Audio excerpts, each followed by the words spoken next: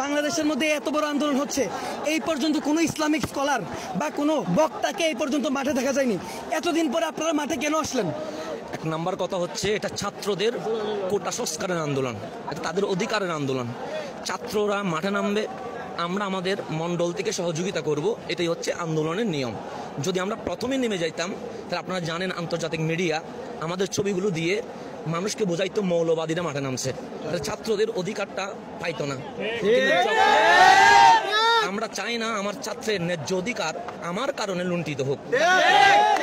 যখন এটা স্বাধীন বাংলাদেশ, এটা 1952 নয়, 71 নয়, এটা পাকিস্তান নয়, ব্রিটিশ পিরিয়ড নয়। ছাত্ররা তাদের অধিকার আদায়ের জন্য রক্ত দিতে হবে।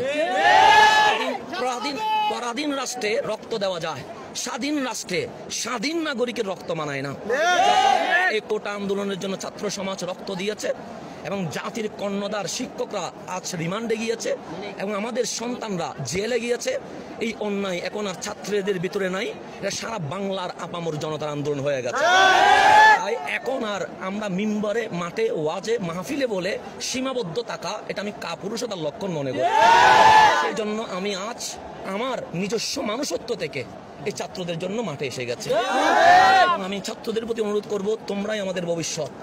52-এর স্বপ্ন তোমরাই বাস্তবায়ন করেছো, 71-এর স্বপ্ন তোমরাই বাস্তবায়ন করেছো। আমার আরেকটা প্রশ্ন, যে এই পর্যন্ত কোটা আন্দোলন চলেছে, সরকার কোটা আন্দোলনের দাবি মেনে নিয়েছে, এরপরও যে আন্দোলন হচ্ছে, এই বিষয়টা আপনারা আলেম ওলামারা কিভাবে দেখছেন? না, আমরা আলেম ওলামা সবসময় অন্যায়ের বিপক্ষে থাকতে হবে, যেহেতু রাসূল পাক সাল্লাল্লাহু আলাইহি ওয়াসাল্লাম জুলুমের বিপক্ষে ছিলেন। ছাত্রদের কোটা অবশ্যই বাস্তবায়ন হয়েছে, কিন্তু এটা শান্তিপূর্ণ হয় নাই, রক্তের মধ্য দিয়ে হয়েছে।